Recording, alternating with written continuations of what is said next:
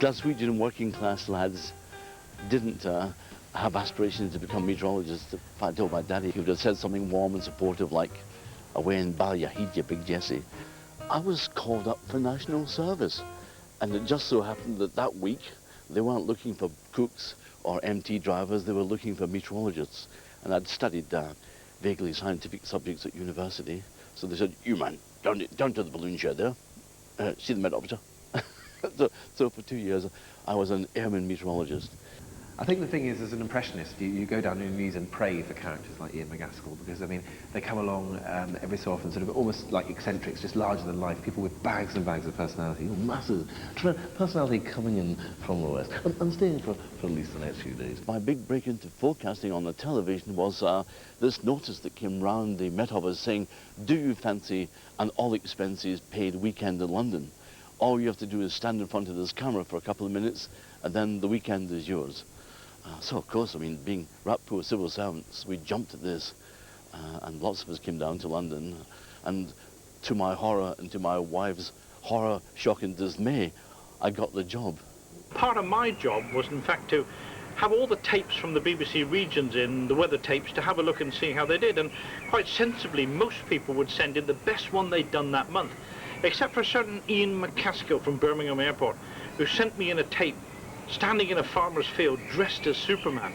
On television, it was less formal in those days because this was the old magnetic rubber days, and all you had to do was learn how to stick 100 yards of magnetic rubber on a tin chart. It was lovely and physical. It was a fun job.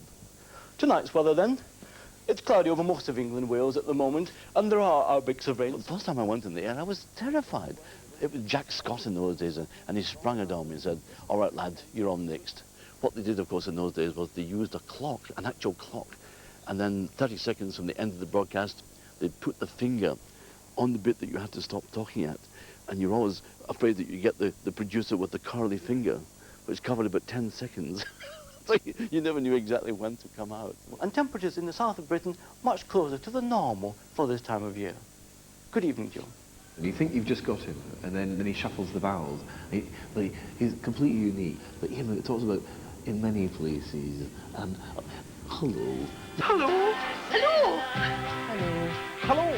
Hello. Hello, Jack. As you know, these rubber symbols that we had, they had lives of their own, because being rubber, each symbol had a north and a south pole. I remember the symbols falling off all the time as he went through this broadcast, but he was determined to go through with the broadcast, and he, right at the end, was hanging on to about 5 symbols as he turned to the camera and said, good night. Because if you didn't have the poles corresponding north to south, south to north, the symbols would slip. During the course of the night. I remember one where he had Gough instead of fog. We saw it well on the map. And then on to tomorrow's weather. Another, basically, I really want him to come clean.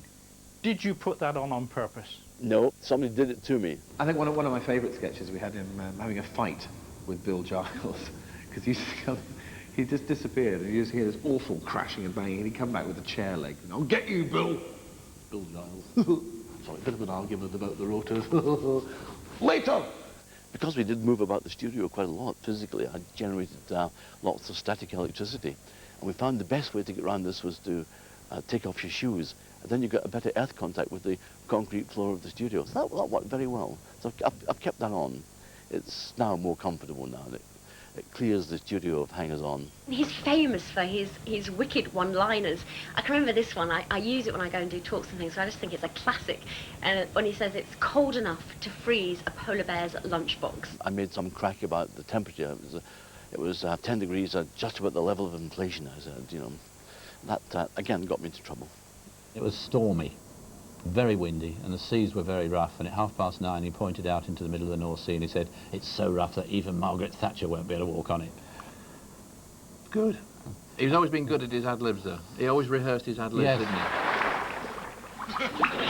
And the thing with McCaskill is, you know, he's very human, superhuman, superhero. And so we had McCaskill being shot out of cannons, having darts thrown at him, doing the weather underwater.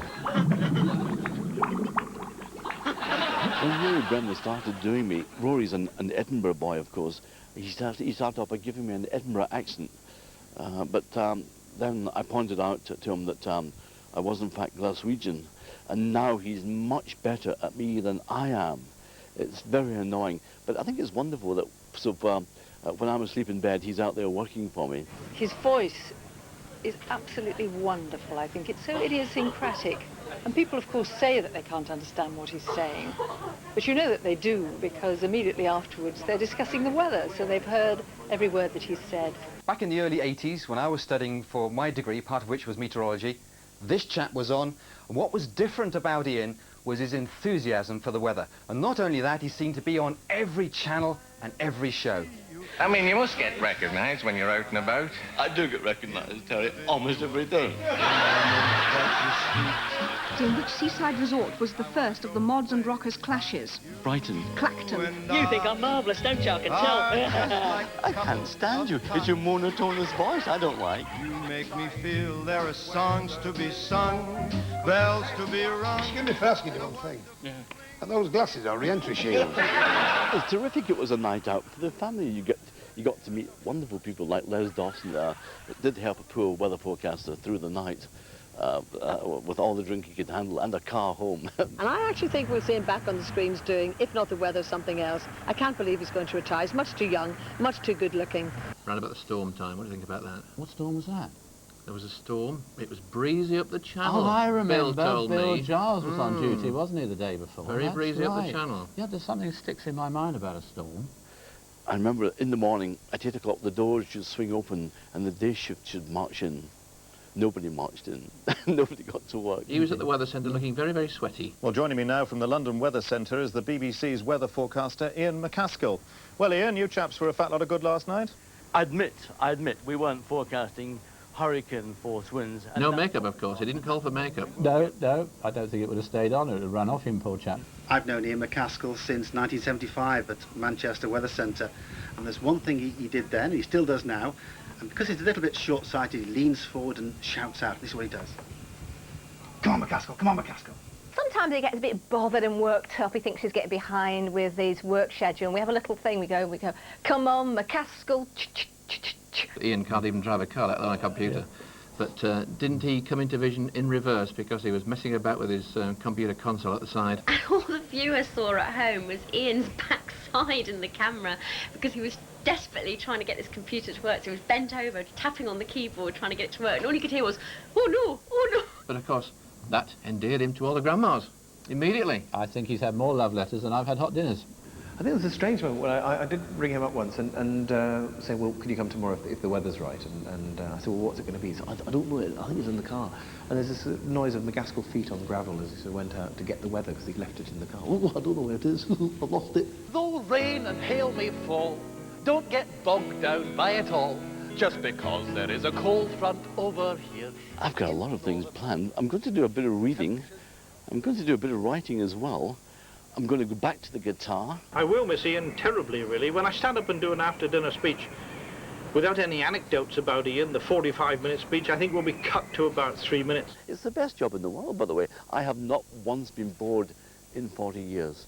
So, always look on the bright side of life. I'm going to get fit because I want to be retired for a long time, and my wife and I have decided to spend the children's inheritance, and we're going to grow old disgracefully. Always look on the bright side of life. Clearing up though towards morning. Southeast though, mainly dark tonight, brightening up by morning. Missing you already.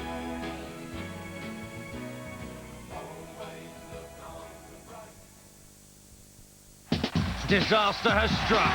McCaskill! Now England face Colombia. Oh, it's a scorcher! It's Michael! Des Lynam introduces England's final first-round match. England versus Colombia tonight at 7:30 on BBC One and Radio 5 Live.